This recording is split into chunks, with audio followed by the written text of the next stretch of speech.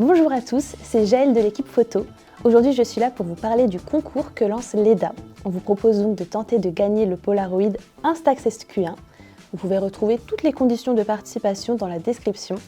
Et à l'occasion de ce concours, je tiens à vous partager quelques points historiques à connaître sur l'histoire du Polaroid dont vous n'avez probablement pas entendu parler. Au commencement, c'est Edwin Land qui est à l'origine de l'idée de la conception du Polaroid. L'idée lui vient quand sa fille de 4 ans, probablement impatiente, lui demanda la raison pour laquelle on devait attendre autant de temps pour voir les photos après la prise de vue. Il a alors imaginé une solution pour réduire cette attente et c'est au fil du temps que ses réflexions et innovations le menèrent à fonder la firme américaine Polaroid Corporation.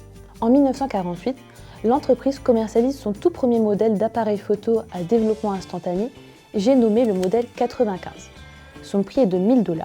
Une fois le déclencheur activé, il faut attendre 1 minute pour avoir avec soi un cliché sépia sur une petite vignette au format carré de 83 x 108 mm.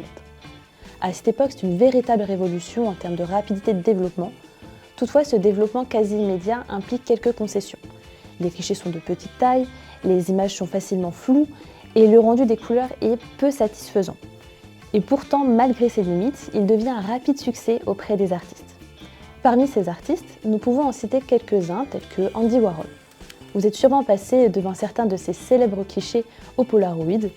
Dès la fin des années 50, le Polaroid devient son compagnon à tous ces événements. Ses amis, ses contacts professionnels, ses modèles, tout le monde y passe.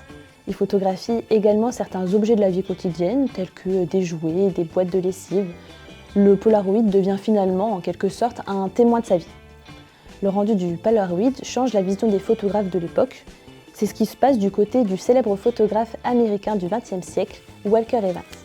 Il consacre les 2 dernières années de sa vie au Polaroid en photographiant essentiellement des portraits de ses proches. Et c'est avec le Polaroid qu'il commencera à réaliser des photos en couleur alors qu'il n'en était pas très fan à la base.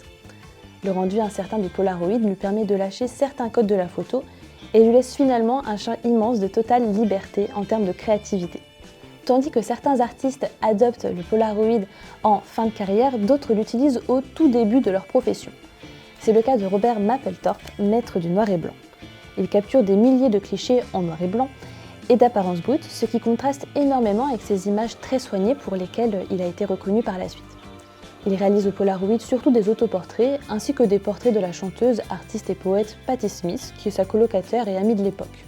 Au final, chacun a apporté sa touche personnelle à l'usage du Polaroid. Chuck Close, lui, va utiliser un Polaroid beaucoup plus grand afin de développer des clichés également plus grands. Il réalise ainsi des portraits précis et détaillés composés de plusieurs photos et produit également une série d'images à l'aspect brut de célébrités, incluant Brad Pitt et Scarlett Johansson. Connu pour son style hyper réaliste, les clichés de Polaroid en plus grand format lui permettent de capturer encore plus de détails, révélant les moindres défauts des visages sans artifice. Comme vous pouvez le voir, on peut se servir du Polaroid de diverses manières et dans des buts différents. C'est à vous de tester et de trouver votre propre style avec. Enfin, le côté instantané plaît toujours autant qu'à l'époque.